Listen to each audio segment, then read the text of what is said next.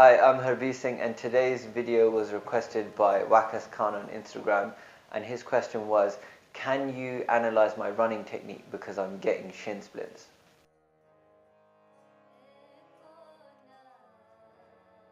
There are some common faults which we can address. Let's get right into it.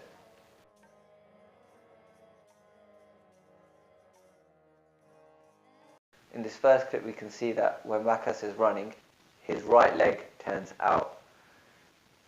Ideally what we'd want is for his ankle to stay in line with his knee when he runs. If you draw a line straight up his leg, you would want his foot to stay in that same line of motion. On his right leg is turning out. That means when he lands, he'll land on the inside of his foot more so on the right, potentially predisposing him to some injuries on the right. In order to correct this, he would need to run on a treadmill with a mirror in front of him and consciously try to correct that movement pattern that he's developed.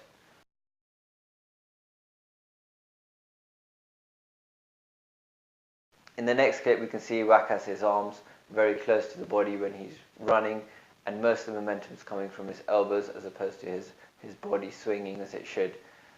Not using the upper body correctly will increase the amount of effort that's required to run and won't be the most efficient way to run. It does vary depending on the distance you're running.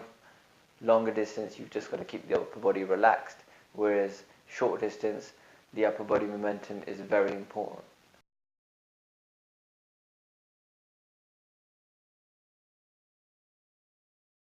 In this next clip, we can see that Wakas is landing quite hard on the floor. When you're running, it's good to listen to the sound you make. If you're making a lot of sound from the impact with the ground, you're potentially running too hard. You want to land with the whole of the foot as opposed to landing and slamming down onto the heel, but you also want to land quietly. You want to imagine you're running barefoot. When you do that, you'll land a lot softer and you'll put a lot less impact through the joints.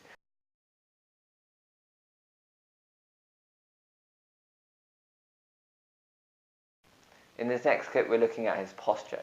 You can see that when he runs, he leans forward. Very short distance, that's fine. But over a longer distance, your body will fatigue. Postural muscles are having to work really hard to keep you upright. Ideally, you want your head over your shoulders, over your hips when you run.